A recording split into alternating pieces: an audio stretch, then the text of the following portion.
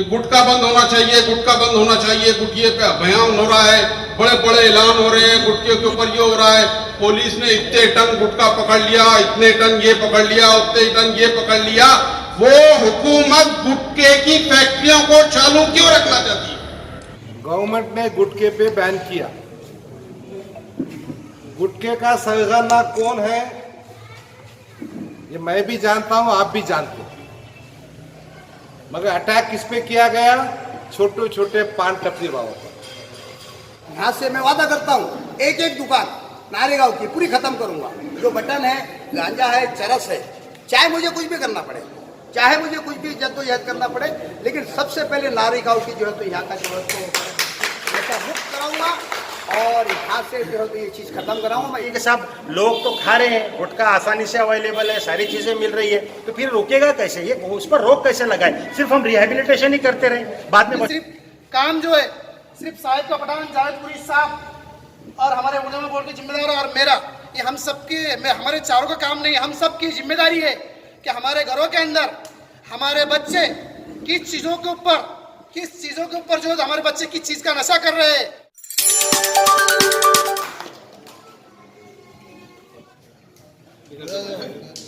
सामने देखो। नशा हराम है, नशा हराम बेशक इस्लाम में तो हराम है। और शराब पीने वाले कोई जो है तो इसके बारे में पूछा जाए कि भाई शराब क्या चीज़ है, वो भी अब बताएगा कि भाई शराब हराम है, तो पूछेंगे भाई क्यों पीता है, क्या है कि मेरी मजबूरी है, आदत सी पड़ गई है। तो नशा अवाम के अंदर नहीं, जनता के अंदर हमको बयानत करने, हम मस्जिदों में बहुत सुनते रहते हैं कि शराब हराम है, ये फलाना चीज़ हराम है, ये फलाना चीज़ हराम है, ये सब सुनते रहते हैं। मस्जिदों के अंदर उलमाए कराम भी सब बयानत करते रहते हैं, बड़े बड़े जो जिम्मेदार लोग भी ये बयानत सुनते रहते हैं। तो कादरी साहब से मेरी अदबन गुजारिश है, कादरी साहब ये मुहिम को हमको बदलना होगा, इसको हमको चेंज करना होगा।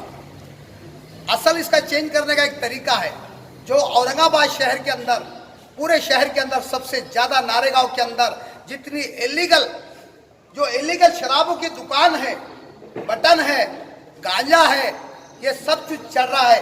सबसे पहले प्रशासन को पुलिस का साथ लेते हुए, पुलिस की मदद से हमारा जो है तो हर पुलिस स्टेशन के अंदर एक पीआई है, तो इसकी जिम्मेदारी एक कमेटी बनाया जाए, ताकि इसको हमको जो है तो उम्मत के अंदर इसका तमाम यानी हिंदू, मुस्लिम, सिख को सबका फायदा पहुंच सके।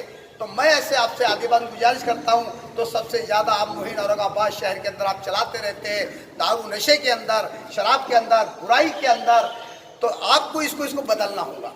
बदलने का तरीका है कि हर पुलिस स्टेशन के अंदर एक कमेटी, हर मोहल्ले के अंदर 10 से 15 लोगों की कमेटी बनाया जाए और वो जिम्मेदारी उसको दिया जाए कि कहाँ नशा चल रहा है, कहाँ बुराई चल रही है, कहाँ बटन का कारोबार चल रहा है। ये पीआई से कनेक्ट करके, अगर से पीआई भी नहीं मानता है तो अल्हम्दुलिल्लाह कमिश्नर के पास जाइए, कमिश्नर भी नहीं मानता है तो आईजी के पास जाइए, अगर से ऐसा भी नहीं होता है मंत्रालय के जो है गृह मंत्री के पास खटखटाइए, आखिरी दर्जा है हमारा अदालत का, वहाँ दरवाज़ा खटखटाइए। अल्हम्दुलिल्लाह उम्मीद है अल्लाह की ज़ात से हमको कहीं ना कहीं हमको कामयाबी ज़रूर मिलेंगी। सबसे ज़्यादा हमारा नशा चल रहा है इलीगल तरीके से, सबसे ज़्यादा 2 ही महल्ले है, एक हमारा जो है तो नारेगांव 1 नंबर पे है और दूसरा पड़ेगांव है। तो तमाम की ये जिम्मेदारी है, ये ना सोचते कि साहिब खान साहब अकेले हैं, कादरी साहब अकेले हैं, वो अकेले का उनका काम है, जावेद कुरैशी साहब अकेले हैं, नहीं, ये हम सब की जिम्मेदारी है। हम सब के ऊपर हमारा फर्ज है कि ताकि हमारे शहर से जो है तो बुराई चले। और हर जगह जो है बटन प्लेयर जो है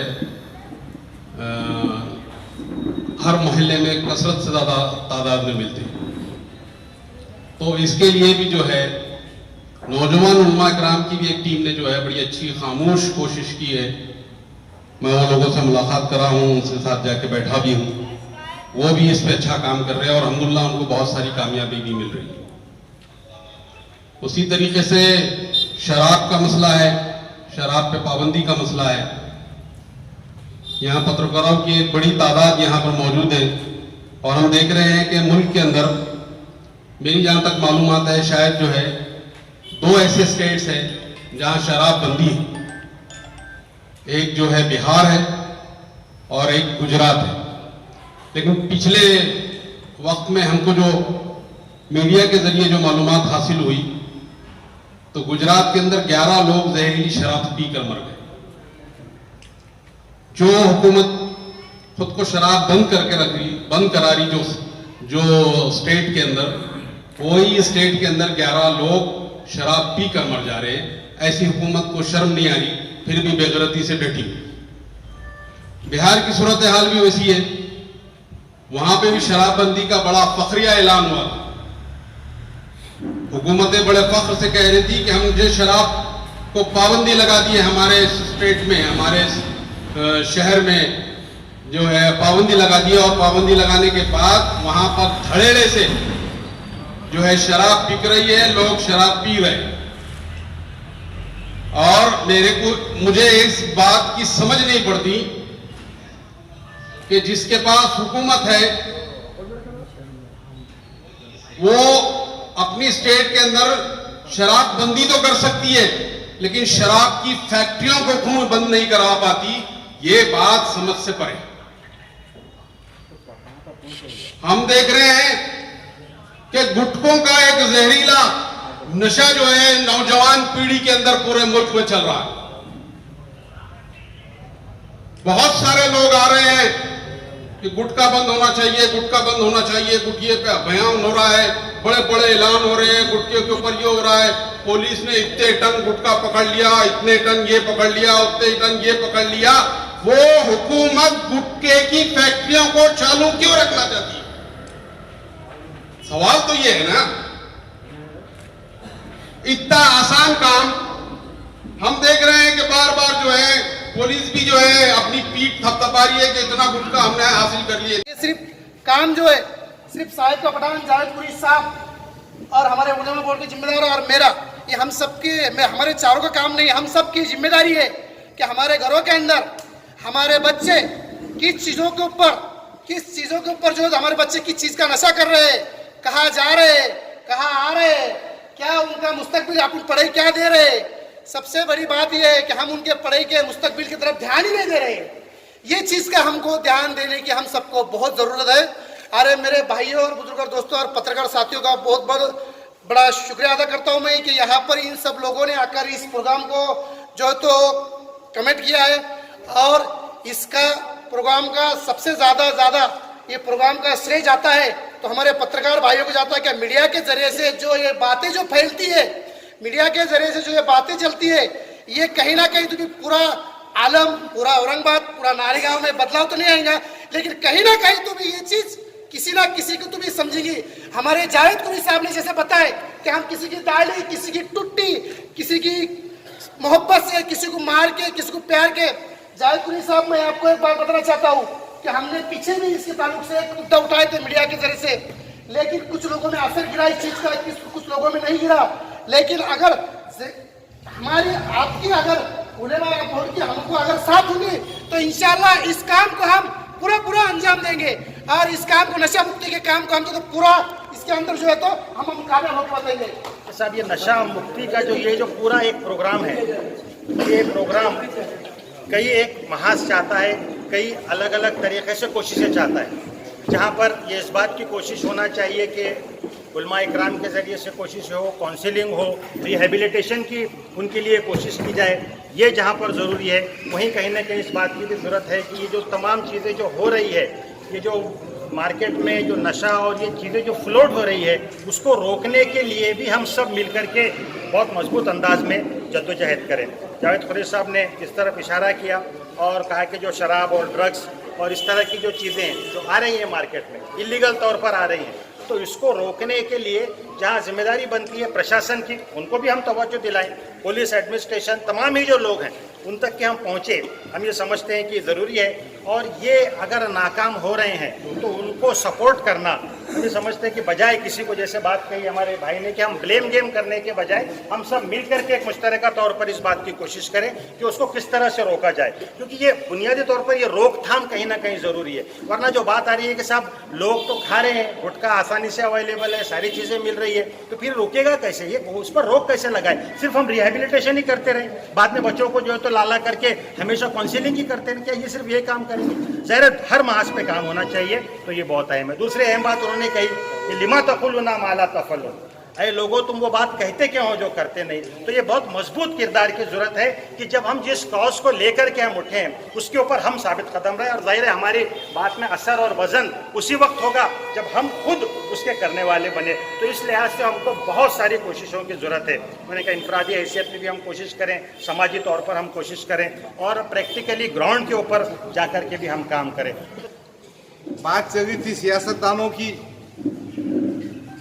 गवर्नमेंट ने गुटखे पे बैन किया। गुटखे का सरगना कौन है ये मैं भी जानता हूं, आप भी जानते हैं, मगर अटैक किस पे किया गया? छोटे छोटे पान टपरी वालों पर। इस तरह से गुटखे के सरगना से अपने हफ्ते में इजाफा किया गया। वाजिद खादरी साहब, मोहतरम जिम्मेदारों से मैं कहना चाहता हूं, हमको इस बुराई के सर चश्मे को भी कुचलना होगा। उन पॉलिटिशियंस को, उन कानून के रखवालों को बेनिकाब करना होगा जो वाटाघाटी करके हमारी तमाम कोशिशों को, इन अवाम की, जनता की उमंगों को खत्म करें। दूसरी बात, अगर हमको नशे के खिलाफ काम करना है तो मोहतरम वाजिद खादरी साहब ने बहुत सही कहा, हमारे बच्चों के हाथ में तालीम के साथ साथ रोजगार भी देना। हमको उस किस्म के कैंप अरेंज करना पड़ेगा। मुझे एक 8 रोज पहले ICICI बैंक के एक ट्रेनिंग सेंटर जाने का इत्तेफाक हुआ। वहां पर 8वीं पास बच्चे को, जिसकी उम्र 18 साल से ऊपर है, 3 महीने की ट्रेनिंग जाती है। तो साहिब खान साहब, जावेद कुरैशी साहब, अपन सब मिलकर ऐसा कोई कैंप करेंगे कि बच्चे ने 3 महीने की ट्रेनिंग हासिल करना और रोटी रोजी का काम करना। वैसे भी नागेगांव की बस्ती मेरे लिए काबिल तारीफ इसलिए है, यहाँ पर एम्प्लॉयमेंट जनरेट होता है।